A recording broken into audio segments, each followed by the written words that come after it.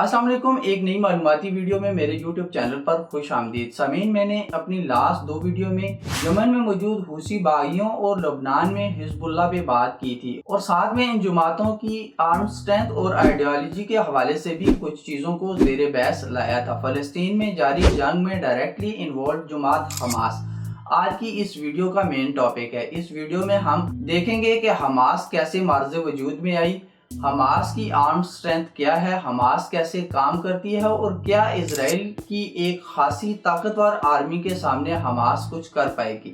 اگر آپ نے میری لبنان میں موجود عسکری جماعت حزب اللہ اور یمن میں حوثی باغیوں کے ٹاپک پر ویڈیو ابھی تک نہیں دیکھی تو اس ویڈیو کا لنک بھی میں ویڈیو ڈسکرپشن میں شیئر کر دوں گا۔ تو چلیں آج کی یہ ویڈیو شروع کرتے ہیں۔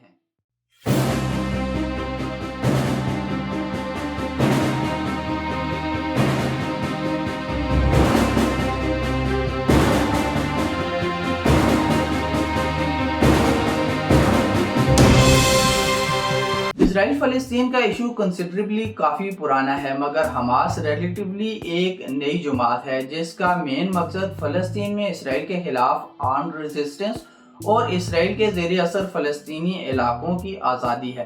جب 1967 میں اسرائیل نے فلسطینی علاقوں پر اپنا قبضہ جمایا تھا تو اس وقت فلسطین میں مسلمز کے درمیان کوئی اس طرح کی جماعت ایگزسٹ نہیں کرتی تھی، بلکہ فلسطین میں زیادہ تر جماعتوں کا فوکس وہاں کے مسلمانوں کی فلاح و بہبود اور ریلیجس ریفارمز پہ تھا۔ مگر 1980 کی دہائی کے شروع میں یہ ٹرینڈ چینج ہونا شروع ہوا، اور 1973 میں شیخ احمد یاسین نے غزہ میں ایک مذہبی اور سماجی چیریٹی آرگنائزیشن مجامع الاسلامیہ کی بنیاد رکھی۔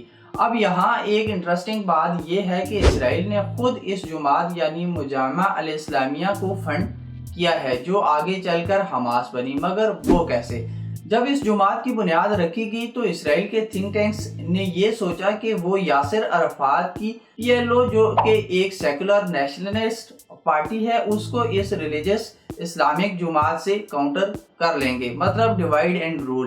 اور یہ وجہ تھی کہ جب شیخ احمد یاسین نے غزہ میں اس جماعت کے انڈر سکول، کالجز اور مساجد وغیرہ بنانی شروع کی تو اسرائیل نے ان پروجیکٹس کو تکمیل تک پہنچانے میں شیخ احمد یاسین کی مدد کی۔ 1984 میں شیخ احمد یاسین کو اسرائیلی افواج نے گرفتار بھی کیا تھا، مگر پھر 1985 میں ان کو رہا کر دیا گیا۔ اپنی رہائی پر شیخ احمد یاسین نے الماجد کی بنیاد رکھی، جس کا مقصد غزہ میں اسرائیلی فورسز کے بارے میں کاؤنٹر انٹیلیجنس کے فرائض سر انجام دینا تھا۔ اور اسی ٹائم پہ شیخ احمد یاسین نے فلسطینین فائٹرز کی بنیاد بھی رکھی، مگر اس وقت فلسطینین فائٹر کے ہتھیاروں کو اسرائیل نے اپنے قبضے میں لے لیا تھا۔ حماس یعنی اسلامک ریزسٹنس فورس کی بنیاد 10 دسمبر 1987 کو رکھی گئی، جب غزہ میں چیک پوائنٹ پر اسرائیلی ٹرک نے 4 فلسطینیوں کو شہید کر دیا تھا۔ آفیشلی حماس کا نام جنوری 1988 میں یوز کیا گیا۔ جیسا کہ میں نے آپ کو پہلے بتایا تھا کہ حماس کی کریشن میں کسی حد تک اسرائیل نے خود مدد کی ہے۔ اس کے ثبوت کے طور پر آپ ذرا یہ سنیں۔ Hamas was encouraged and really started by Israel because they wanted Hamas to counteract Yasser Arafat.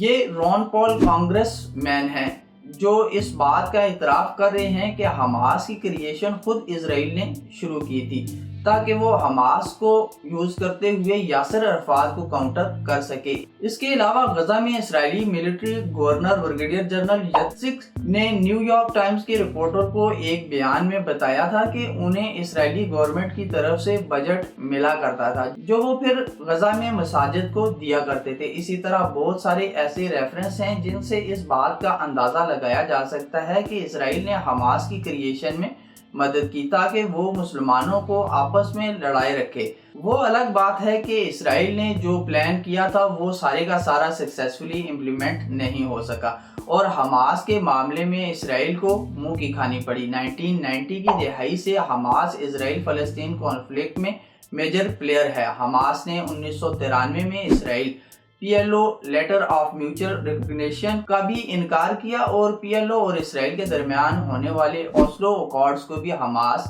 ماننے سے انکاری ہے۔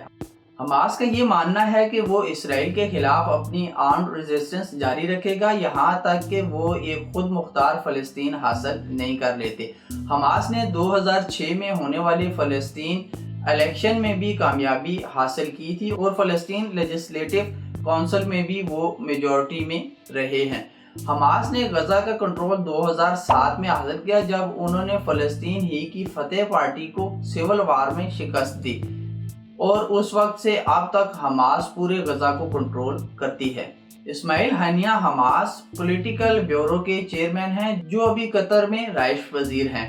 حماس کی دو مین برانچز ہیں جن میں سے ایک پولیٹیکل ونگ اور دوسری ملٹری ونگ۔ پولیٹیکل ونگ کی رسپانسبلٹیز میں غزہ کی گورننس، سول ایڈمنسٹریشن اور ڈپلومیٹک ایفرٹس وغیرہ کے فرائض انجام دینا ہے۔ یہی برانچ غزہ میں ایجوکیشن، سوشل سروسز اور ہیلتھ کیئر کو بھی لک آفٹر کرتی ہے۔ دوسری برانچ ملٹری برانچ ہے جسے قاسم بریگیڈ کے نام سے جانا جاتا ہے، جس کا مقصد اسرائیل کے خلاف آرمڈ ریزسٹنس اور ملٹری ایکٹیویٹیز کو پرفارم کرنا ہے۔ محمد دائف قاسم بریگیڈ کو ہیڈ کرتے ہیں اور مروان عیسیٰ قاسم بریگیڈ کے ڈپٹی چیف ہیں، اور حماس کا ملٹری ونگ پولیٹیکل ونگ سے انڈیپینڈنٹ ہو کر کام کرتا ہے۔ فروری 2008 میں حماس نے اسرائیل کی طرف راکٹ فائر کیے جس کے رسپانس میں اسرائیل نے آپریشن ہاٹ ونٹر شروع کیا اور غزہ سٹی میں حماس کے چیئرمین اسماعیل ہانیہ کے گھر اور سویلینز پراپرٹیز کو نشانہ بنایا، جس میں 100 سے زیادہ فلسطینیوں کی شہادت ہوئی۔ انٹرنیشنل پریشر کی وجہ سے اسرائیل حماس نے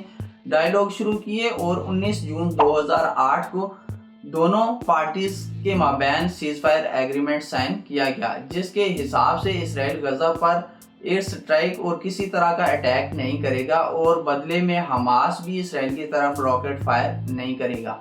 4 نومبر 2008 کو اسرائیل نے سیز فائر کی خلاف ورزی کرتے ہوئے غزہ پہ اٹیک کیا اور اس بار اسرائیل نے الزام یہ لگایا کہ حماس اسرائیلی فوجیوں کے اغوا کرنے کے لیے سرنگیں کھود رہا ہے۔ اس اٹیک کے جواب میں حماس نے اسرائیل پر راکٹوں سے حملہ کیا۔ 27 دسمبر 2008 کو اسرائیل نے غزہ میں حماس کے خلاف ایک بار پھر ایک بڑے آپریشن کا آغاز کیا جسے انہوں نے کاسٹ لیڈ کا نام دیا۔ اس آپریشن میں اسرائیل نے ابھی ہونے والے اٹیکس کی طرح حماس کے ٹھکانوں کے علاوہ اسکول، کالجز، ہاسپٹلز اور مساجد کو بھی نشانہ بنایا اور ہمیشہ کی طرح یہ الزام لگایا کہ حماس ان کو ایز کور یوز کر رہا ہے۔ اس جنگ میں تقریباً 1417 فلسطینی شہید ہوئے اور 13 اسرائیلی اس جنگ میں مارے گئے۔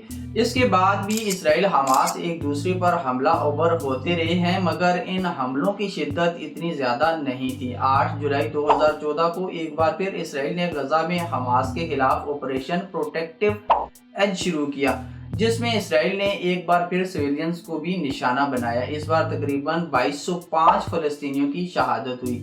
اس طرح وقفے سے حماس اور اسرائیل کے مابین حالات خراب ہوتے رہے اور دونوں سائیڈز ایک دوسرے پہ حملے کرتی رہیں جس میں موسٹلی نقصان غزہ میں سویلینز کو لے کے ہی ہوتا ہے۔ 7 اکتوبر 2023 کے بعد سے شروع ہونے والی حماس اسرائیل جنگ پہلے ہونے والی تمام جھڑپوں سے زیادہ خطرناک ہے۔ اس جنگ میں اب تک 14,000 سے زیادہ فلسطینی شہید ہو چکے ہیں جن میں بہت بڑی تعداد بچوں اور عورتوں کی ہے۔ اگر آپ حماس کی ملٹری اسٹرینتھ پہ بات کریں تو وہ اسرائیل کے مقابلے میں کچھ بھی نہیں ہے، مگر غزہ کے اندر اسرائیل کا حماس کے خلاف جنگ کرنا حماس کو کافی طاقتور بنا دیتا ہے۔ حماس کے پاس ایک اندازے کے مطابق 15,000 سے 40,000 کے درمیان ویل ٹرینڈ فائٹر ہیں اور غزہ کے اندر حماس نے زیر زمین سرنگوں کا جال بچھا رکھا ہے جس کی وجہ سے حماس اسرائیل کے لیے کبھی بھی آسان ٹارگٹ نہیں ہوگا، اور ویسے بھی اسرائیل پہلے بھی حماس کے خلاف کافی سارے آپریشن کر چکا ہے جس میں اسرائیل کو کوئی خاطر خواہ فائدہ نہیں ہوا۔